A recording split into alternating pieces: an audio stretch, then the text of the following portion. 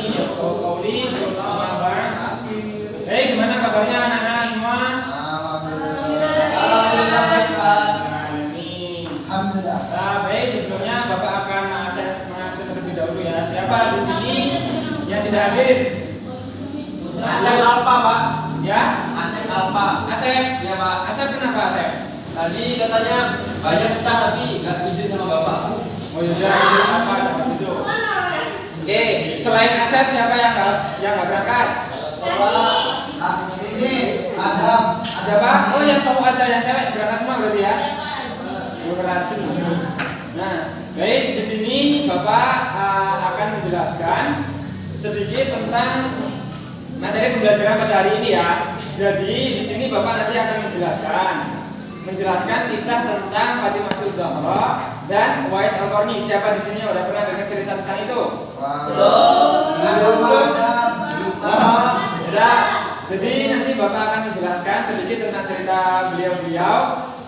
Setelah Bapak menjelaskan, nanti anak-anak membuat tugas dari Bapak itu merangkum yang Bapak jelaskan sedikit saja. Misalkan Uwais Al-Qarni itu siapa, Fatimah Zahra itu siapa, anaknya siapa, lahir kapan. Nah, itu nanti Bapak jelaskan dan nanti anak-anak rangkum semua ya. Oke. Jadi di sini Bapak akan menjelaskan tentang yang pertama yaitu kisah Fatimah Zahra. Fatimah Zahra itu ada yang pernah tahu belum cerita itu? Belum sama sekali.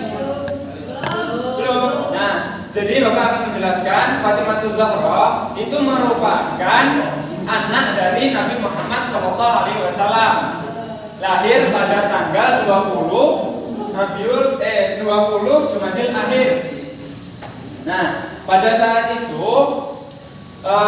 Sayyidatuna Fatimah Zahra itu lahir dalam 2 periode. Yang pertama yaitu pada masa kanak-kanak. Pada masa kanak-kanak itu kan sekitar umur 5 tahun hingga remaja ya. Nah, waktu zaman anak-anak itu Fatimah Zahra hidup dalam kekerasan. Karena kenapa? Ada yang tahu nggak? Kenapa? Itu pada saat Nabi Muhammad SAW berada di Mekah. Ada yang sudah tahu belum kenapa kok Fatimah Zahra pada masa kanak-kanak pada waktu di Mekah ia hidup dalam kesengsaraan? Itu kenapa? Ada yang tahu belum? Ada yang tahu? Tolong tanda tangan ya.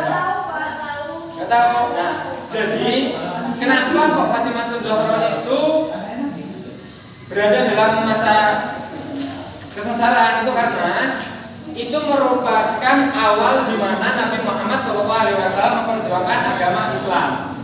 Gitu.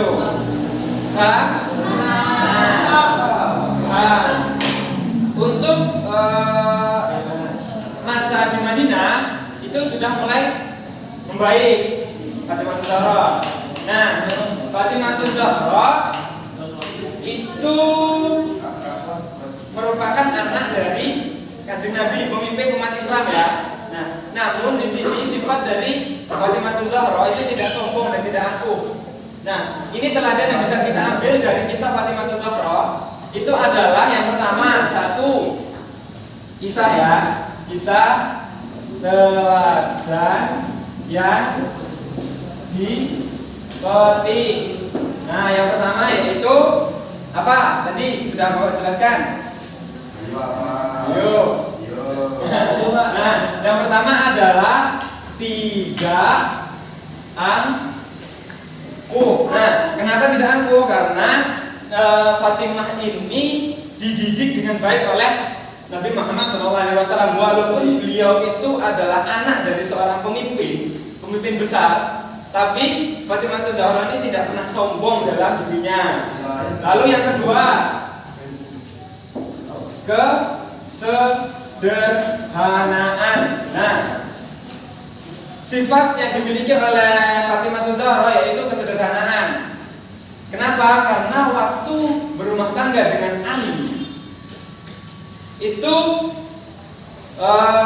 Fatimah Zahra hingga menjual jilbabnya demi menghidupi anak-anaknya untuk makan, gitu. Hingga perabotan rumah pun beliau jual untuk memberikan makan anak-anaknya. Lalu yang ketiga, kesetiaan.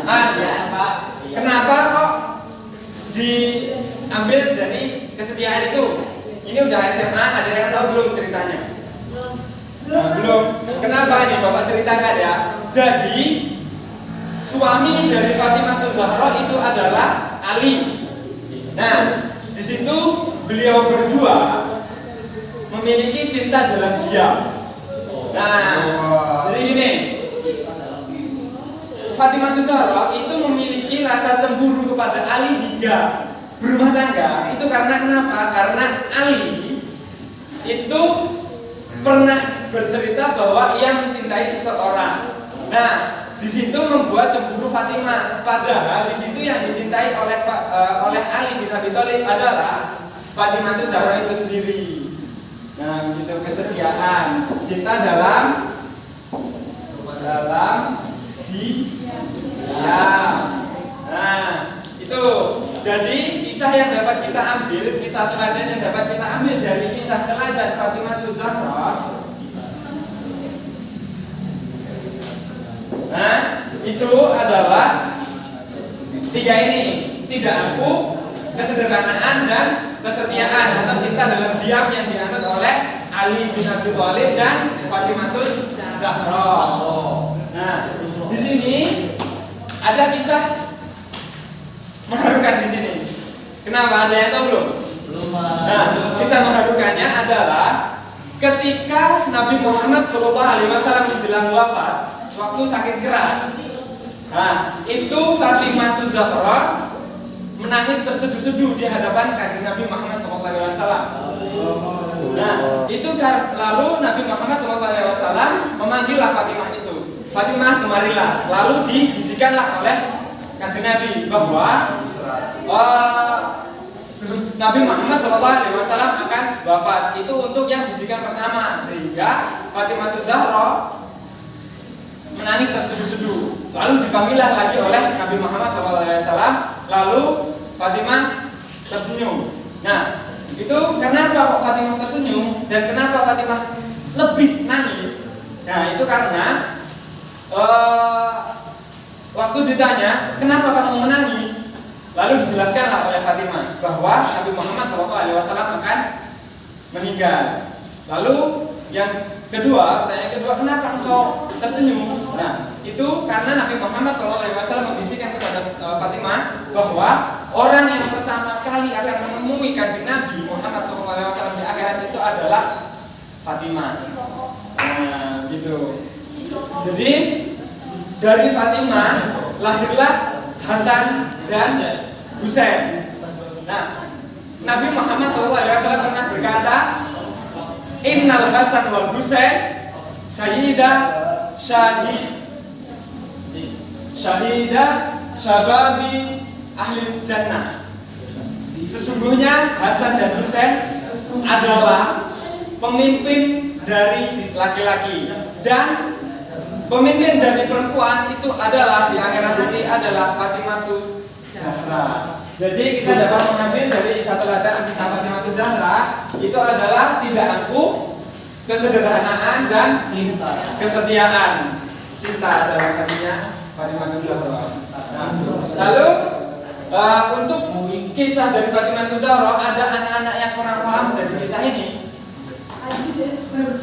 Coba yang belum paham coba angkat tangan.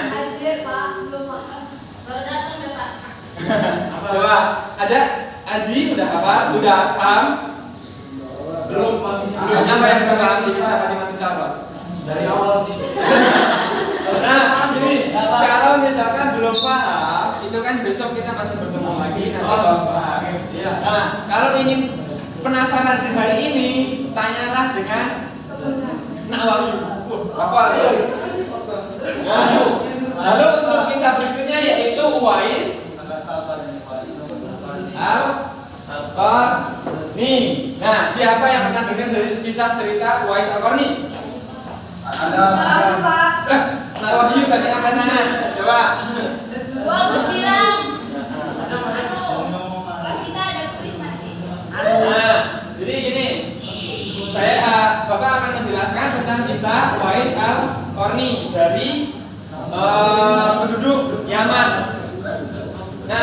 Uwais Al-Qarni ini adalah seseorang dari Yaman pada zaman Nabi Muhammad SAW.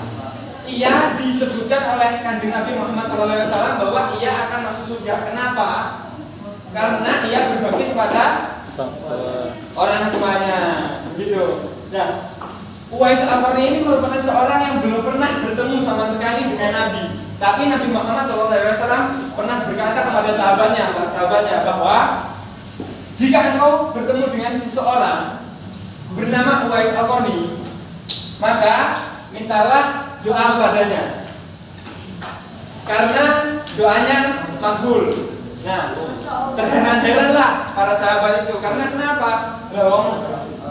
Sahabat itu adalah orang yang bertemu dengan Nabi, ikut dengan Nabi, lalu berperan dengan Nabi, semuanya ikut dengan Nabi.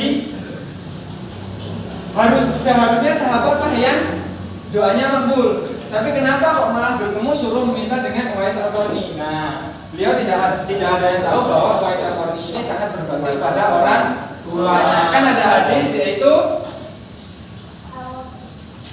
nah, Bapak tulis ya.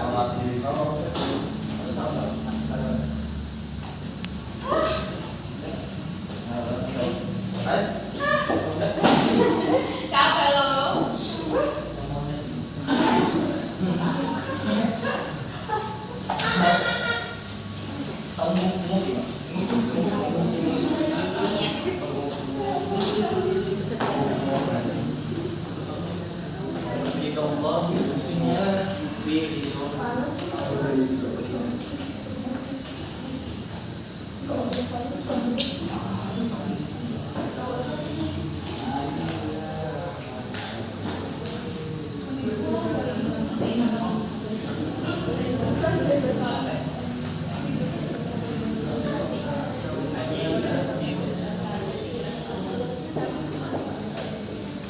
Nah, ridhollahi fi ridho walidaini wasafatullahi bisafatil walidaini. Ridho Allah terletak pada ridho orang tua, dan murkanya Allah itu terletak pada murkanya orang tua.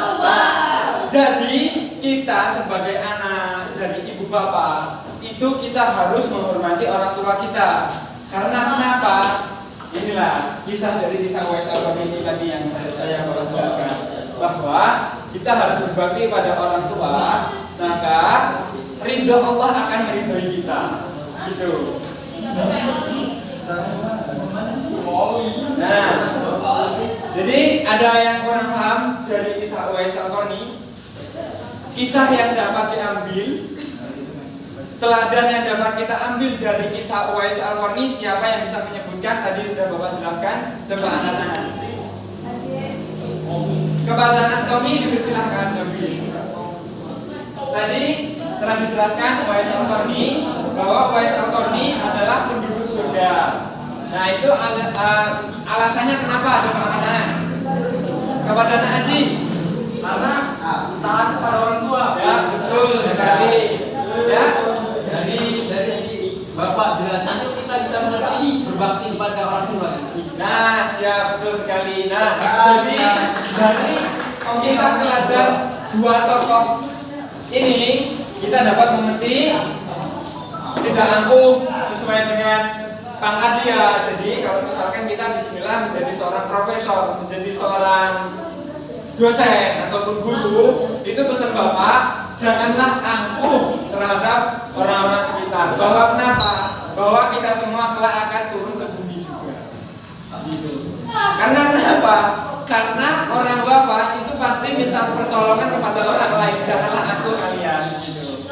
Ya, siap? Siap. Mungkin yang dapat Bapak jelaskan. Sekian, jika kata-kata Bapak ada yang kurang berkenan di hati anak-anak, Bapak mohon maaf. Kepada Allah Bapak mohon ampun.